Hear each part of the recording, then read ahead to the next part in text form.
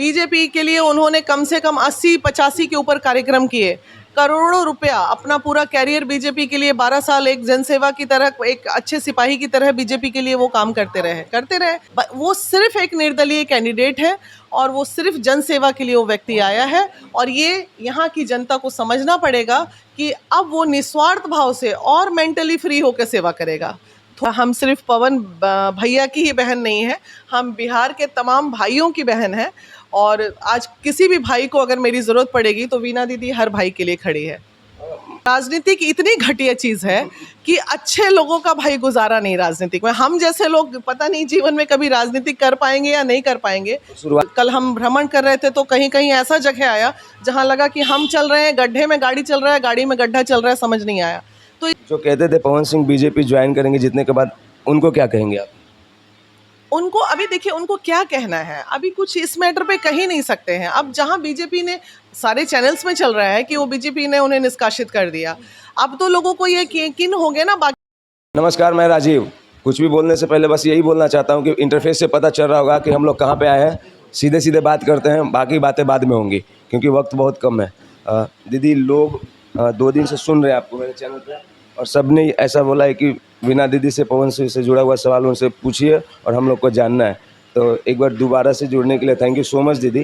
कैसा लग रहा है बात करके? बहुत अच्छा लग रहा है। बताइए दीदी, सबसे मतलब सारे सवाल एक ही साथ कर लेता हूँ, ऐसा शेड्यूल नहीं बनाऊंगा कि पहले अच्छा पूछूंगा पहले बुरा पूछूंगा, जो लिखा है सबसे पढ़ देता हूँ।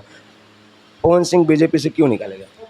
पवन सिंह बीजेपी से कैसे? बीजेपी सवाल है कि बीजेपी उनको टिकट देती तभी ना लड़ते, ऐसा तो नहीं है।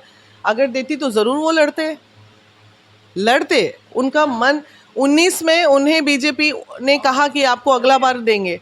बीजेपी के लिए उन्होंने कम से कम 80-85 के ऊपर कार्यक्रम किए, करोड़ों रुपया अपना पूरा कैरियर बीजेपी के लिए 12 साल एक जनसेवा की तरह, एक अच्छे सिपाही की तरह बीजेपी के लिए वो काम करते रहे।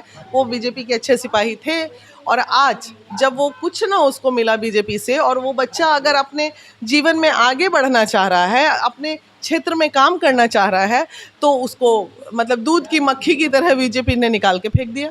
पवन सिंह जी का स्वास्थ्य कैसा है?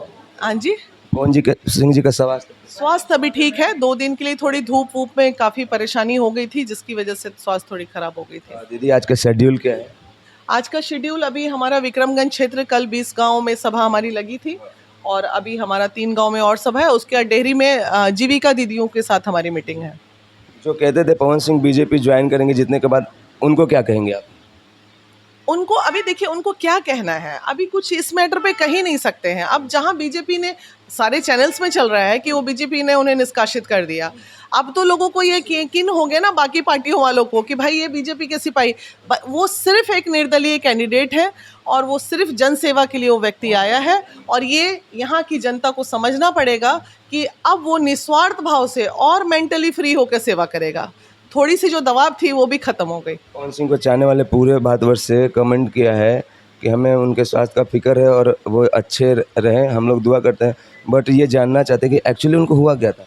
कुछ नहीं, एक्चुअली इतना जो हरासमेंट, अचानक से धूप काफ़ी कड़ी है और कहीं ना कहीं इतनी परेशानी। कल ही हम जैसे ही 20 गांव सभा कर रहे थे, दोपहर में अचानक से मुझे भी चक्कर आ गया तो मैं अचानक एक जगह बैठ गई। तो गर्मी की वजह से आदमी का कहीं ना कहीं बीपी लो हो रहा है, उसकी परेशानी है। और उनके लिए तो जब जिधर से वो गुजरते हैं वहाँ लाखों लाख की भीड़ हो जाती है, तो वैसी सिचुएशंस को कंट्रोल करने में थोड़ी बेचैनी तो हो ही जाती है। तो नॉर्मल था, बीपी ऊपी लो हो गया था, ऐसा कोई बहुत बड़ी बीमारी उनको कुछ नहीं हुई है। आपके 2 वीडियो में 450 कमेंट है, जिसमें से 32 कमेंट ऐसे हैं जिसमें सिर्फ ये लिखा जा रहा है कि दीदी हो तो बिना मानवी जैसा, पवन सिंह की सच्ची बहन है।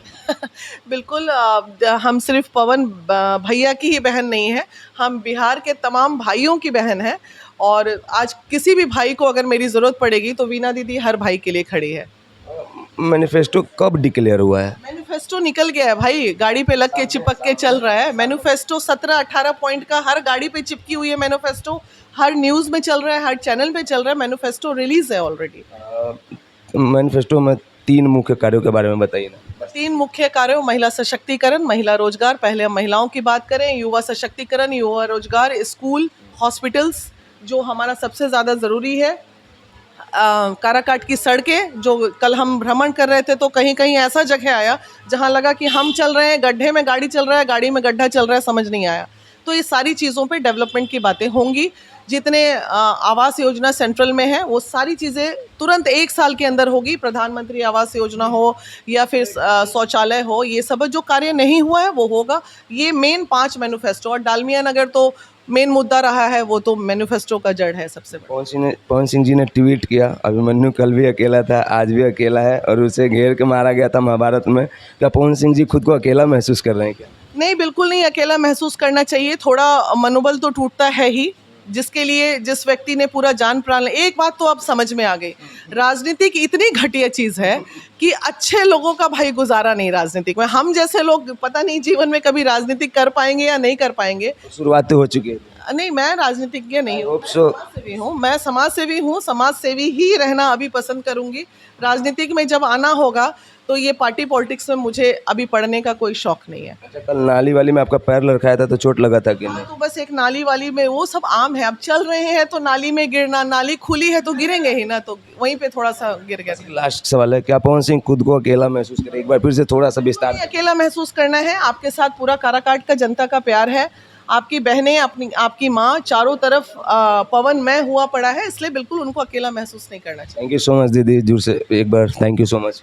तो ये थी वीना दीदी जो हमारे साथ जुड़ी और तमाम सवालों पे बात की हमसे। और आपको ये बताना चाहता हूँ कि आज का जो शेड्यूल है इनका मैं आपको बताऊँगा कैप्शन के माध्यम से।